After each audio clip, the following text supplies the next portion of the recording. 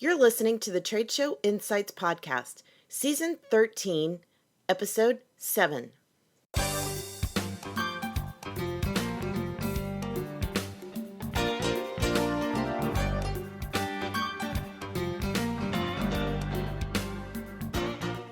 I'm your host and exhibit marketing strategist, Marlis Arnold, bringing you tools to improve your exhibit results.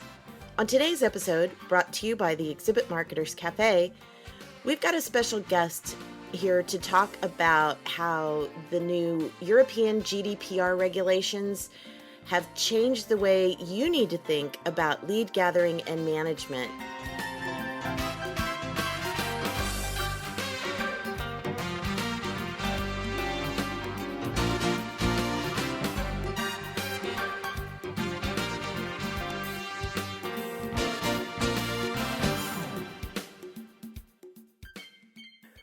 Today we have a special guest for Trade Show Insights, and we're going to be talking about some tips for what to do moving forward based on the GDPR new requirements. I do want to give a disclaimer before I introduce my guest that we are neither one lawyers, nor do we play them on TV.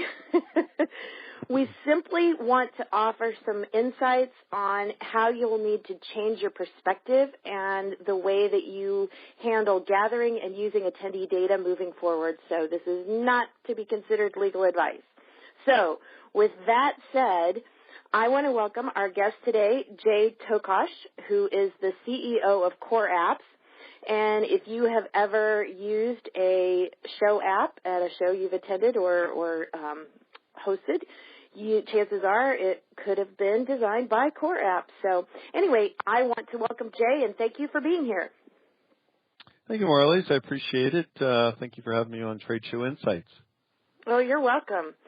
Well, first of all, I think probably everybody is a little bit GDPR'd out right now, but just for those who aren't familiar, I want to give just a little bit of kind of a summary of what is included, because it's just so massive. And as you and I were talking, I think that a lot of things are still going to be evolving as far as how to react. But basically, it involves the consent to using cookies to track people as they use either a website or data, consent to be able to email and communicate with them on an ongoing basis, and the right for attendees or users, your audience, to know what data is being collected on them and how it's being used. And then, of course, the right to be deleted, or as GDPR states it, the right to be forgotten. So those are just kind of some of the high points, and obviously a lot of those things come into play when we're talking about trade show attendee data. So let's just kind of start out with just kind of a broad picture of how the GDPR affects what attendee data shows can even collect now, or how they can collect it. Well, actually, it really doesn't affect what they collect or how they collect it as we see it any more than it has before. The fact is that, and I guess the way that I'm looking at it is that you treat everybody the same, right? GDPR was really built around the idea for European citizens. And those European citizens could be here living in the States and still a European citizen. The problem that you have there is that you really can't, you could probably drill down and ask them and figure out who they were and just protect them, but why only protect them and not protect everybody? It's just easier to treat everyone the same. Right. Using that philosophy, I think using that philosophy, because you don't know who they are and it's just too hard to try and pinpoint that person. In this case, I would say, listen, treat them all the same and collect the same data that you've always collected before. You have the right to collect it the same way as you did once before. You now become a data controller. But the real difference here is you have to tell them that you're collecting this. This has to be a part of your privacy policy, and they have to essentially accept that and approve that. So you have the right to collect what you've collected before. What really comes into play here from what we see from a GDPR standpoint is the ability to have them say opt in to collecting that information. And if you state that you have the right to collect that information for them to attend your event, then that's really the trigger and the mechanism there for being able to collect that. Right, exactly, because obviously it's difficult to run an event if you're not collecting any attendee data. Exactly. You need to print badges. You need to be able to email them with information about the event that is all pertinent to them, as well as the other vendors that are going to share in that information as you go along as well. Well, and that brings up a point that has been one of my hot buttons for a long time now, ever since Canada passed the Castle laws and there's been other legislation, that a lot of show organizers are still sharing their attendee list with the individual exhibitors. And with GDPR, that gets even more, it's even more of a gray area, or maybe not even a gray area now. It's just, don't do it, because you control that data, and the sharing is just really murky water. Yeah, in a way you're right, but here's the thing. Again, going back to setting your privacy policy and having people accept that so that you can collect that data and can share it with the exhibitors. Remember, the exhibitors pay an enormous amount of money to be in an event, and they need to collect lead information, especially in a trade show scenario, to make their ROI for being at that particular event. So they need to have that ability to collect that information, and you voluntarily allowing them to select or scan their badge, if you will, to collect that information, or however you put into your privacy policy that information will be collected and will be shared with those exhibitors. Now, those exhibitors also will need to sign a document, or they will need to be notified by the organizer that they are now a data processor, and they can't share that data beyond what they get with it. So, the data controller is essentially the organizer of the show. The data processor are people like me, as a mobile app vendor and event management software vendor, doing something with that information, as well as the exhibitors now, who are now data processors as well. Right. So then you're seeing that as long as the show says up front that, hey, we will be sharing data with the exhibitors, and attendees sign off, okay on that, then exhibitors do still, or can still get access to the attendee list? Or are you saying that it needs to be two completely separate things, where they say okay where they're on the show's list, and then they have to say okay to the individual exhibitors? Or have we gotten to that point yet? I don't know that we've gotten to that point yet. I think there's definitely a gray area there. That's not my thing exactly just yet. As I understand and I read the law, being that the organizer has a right to collect it, and the organizer has a right to share it, as long as you're telling the people up front that what you're collecting and what you're sharing and who you're sharing it with. So as long as they do that, they're okay. And as long as that person that they're sharing it with has given them some sort of document or information about the protection of that data, then I think everything falls in line with the GDPR regulations. And those people would be subject to any laws from there, any violations from there.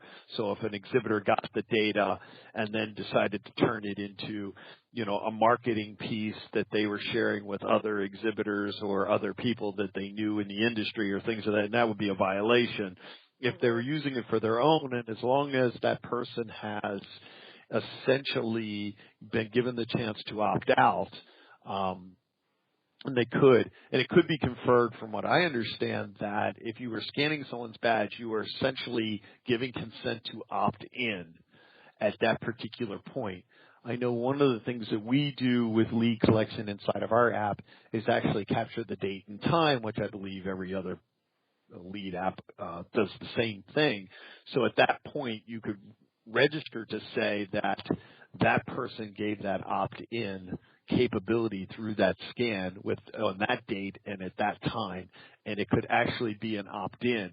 Now, once an email is sent out to that person for marketing purposes, as long as you have the ability to opt out at that particular point or forget me, you could essentially do that, and all of that would be legal at that point.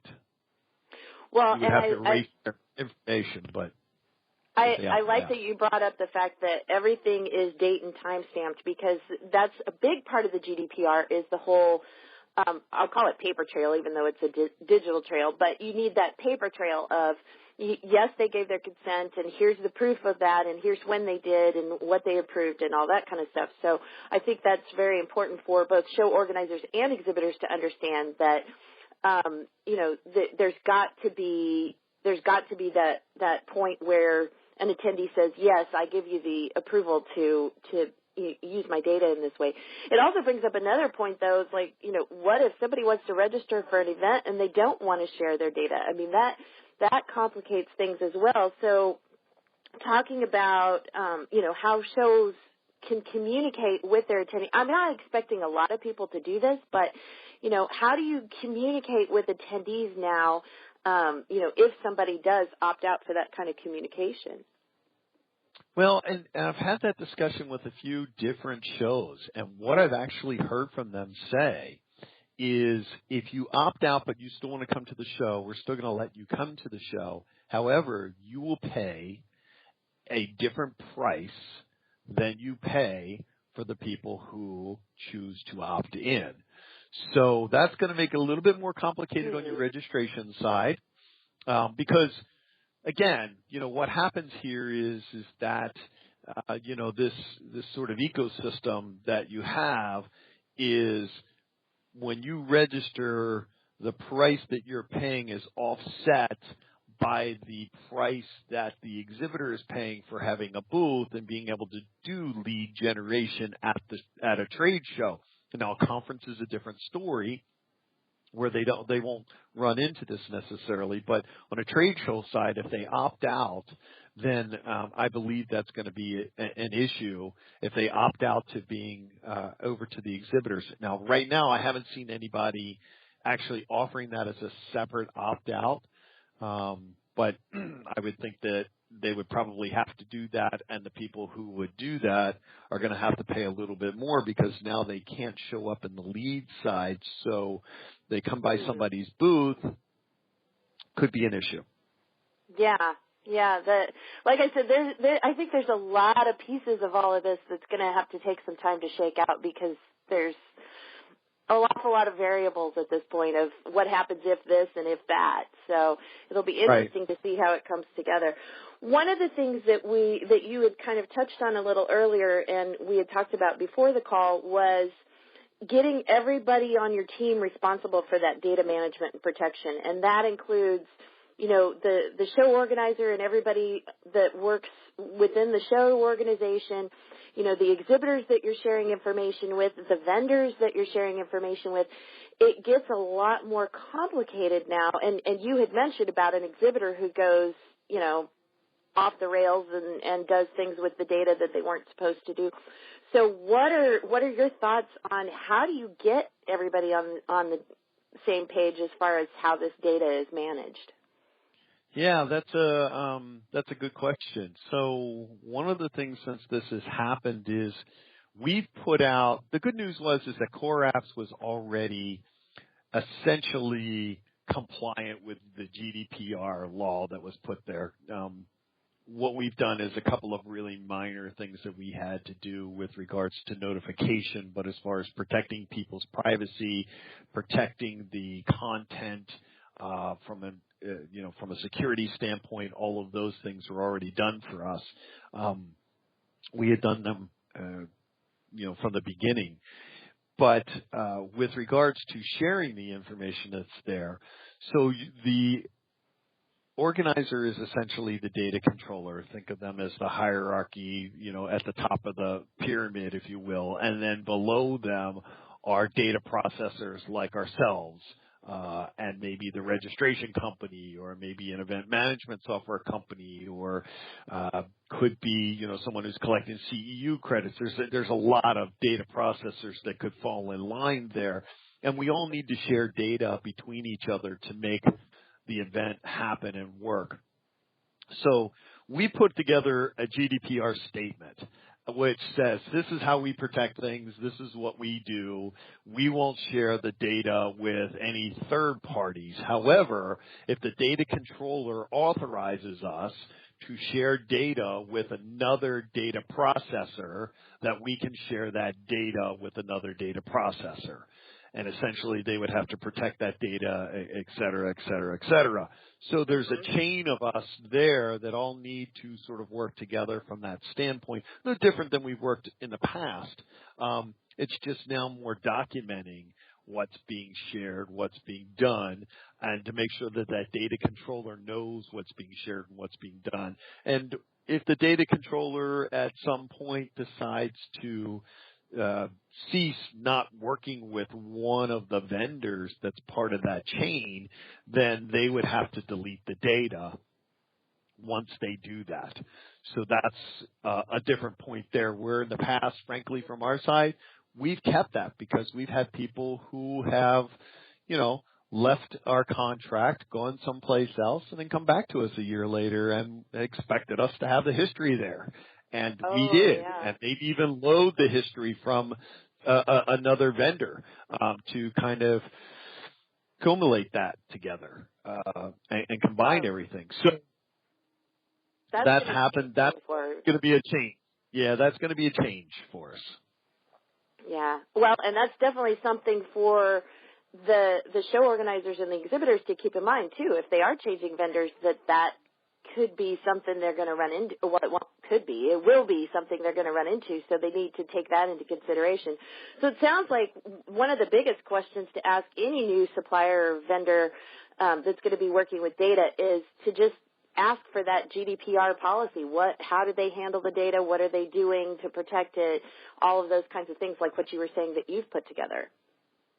Yeah, we put ours out on the website. We put all the information there, so it's very public. So not only us, but any attendee who's using our app, any exhibitor who's using our app knows from the start, they can come in and look at it on the website. They can get it on the mobile app.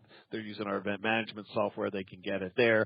They can even go back to the organizer and get a copy of the statement from there. So we made it very accessible from that standpoint. I think most everybody's probably doing that too, just to cover their themselves across the board that's there. But yeah, sharing the data, we've had a registration company who said, hey, we'll no longer be able to share this portion of the data, which wasn't actually true. We pointed out back to them that the data controller has the right to collect it. The data controller has the right to decide where they share the data, as long as they've put that in their privacy policy, which I can't imagine them not doing because, again, they need all of us to work together, so it wouldn't make sense not to do that. And as long as you tell the the constituents who are coming to your event what you're doing and they signed off on it, then I think everything, flows the same as it has before, except for the documentation and the actual tracking and allowing of the deletion part is probably the biggest key. Mhm. True.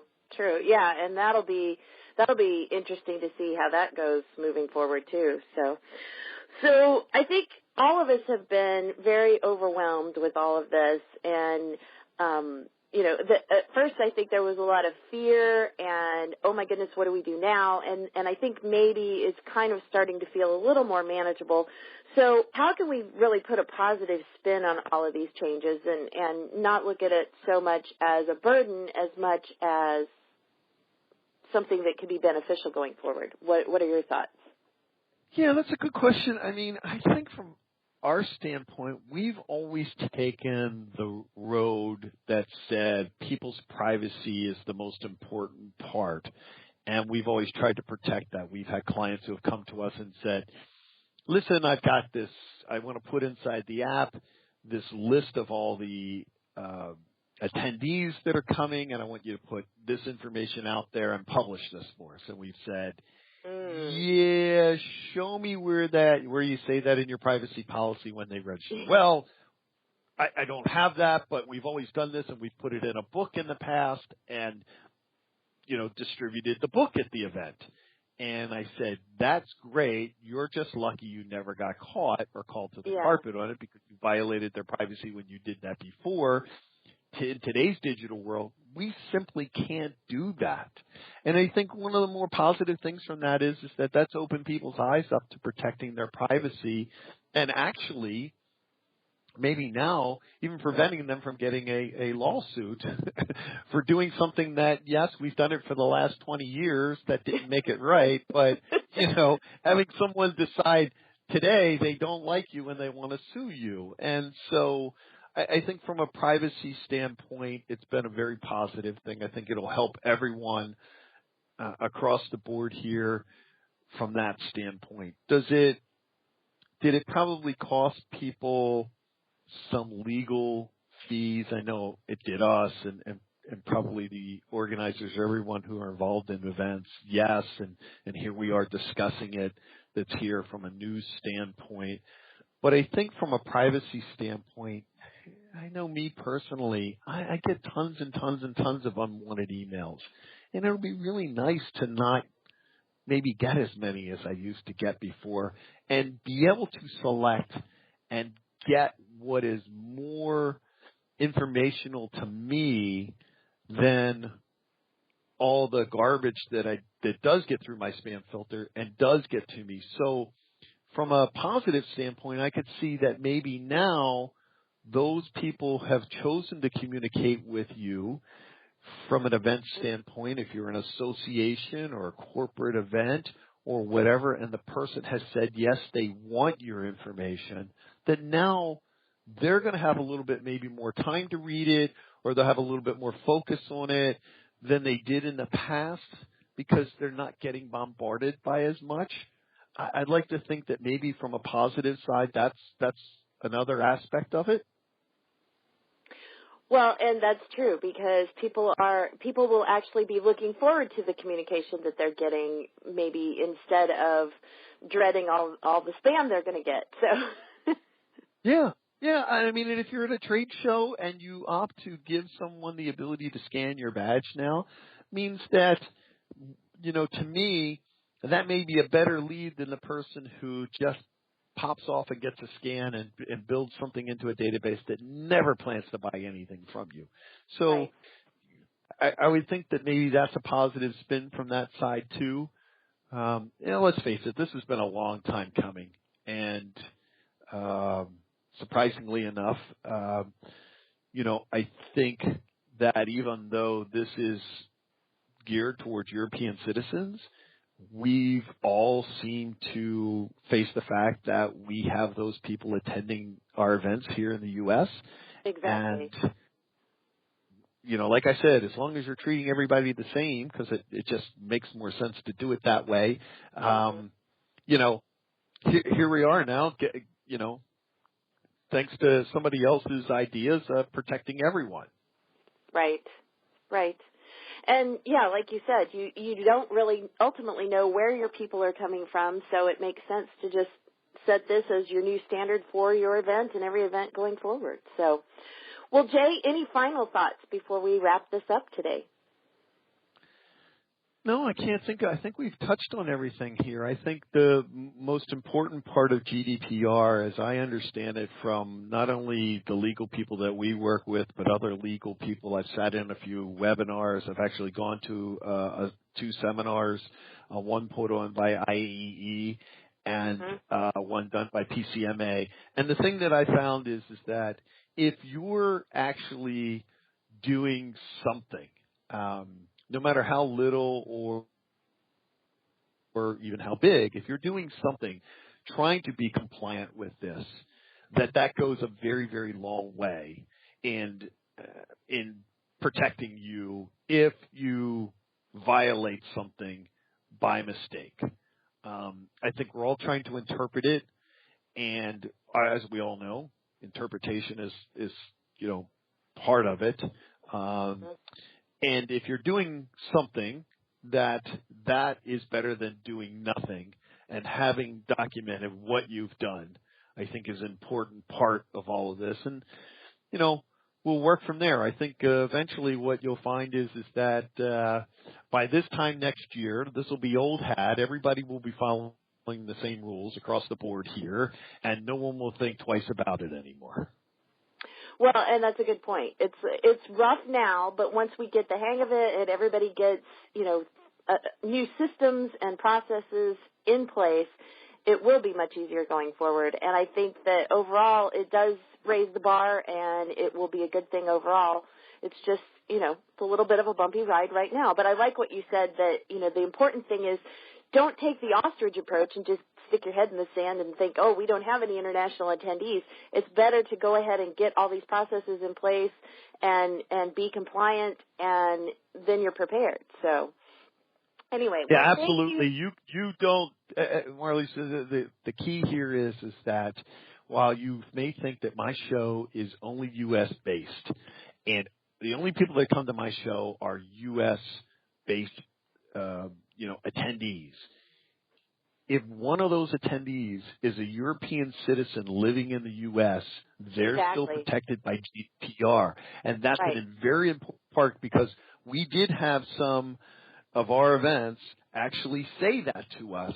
And I said, no, go back, read this, because you don't know that Mary Smith could be from Germany that's living here. She has dual citizenship or anything of that nature. She's still protected. Right. Exactly. So that's why I wanted to do this interview with you, because I know that this is an important show for all, or important topic for all shows. So everybody needs to be paying attention and be thinking through the whole process. So thank you again, Jay, for taking time to be with us here today on Thanks for having me. Me. It's been a great conversation.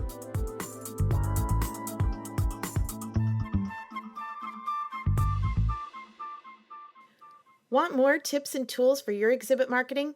Check out the free resources available from the Exhibit Marketers Cafe. Simply go to tradeshowinsights.com and click on Free Resources to discover toolkits, webinars, and more, including a link to sign up for the Trade Show Tips online monthly e-zine. Trade Show Insights is protected by the Creative Commons copyright license. You may feel free to share this recording with colleagues or embed it on your own blog, as long as it's shared in its entirety and is not used for commercial purposes. To learn more, please see the link in the sidebar of the show notes at tradeshowinsights.com. Well, that's it for this episode of Trade Show Insights. Be sure to check out our show notes and archives at tradeshowinsights.com. You can also connect with me using the social media links or the contact page on the site. I'm Marlis Arnold. Thanks for listening, and be sure to join us next time for more tools to improve your exhibit results.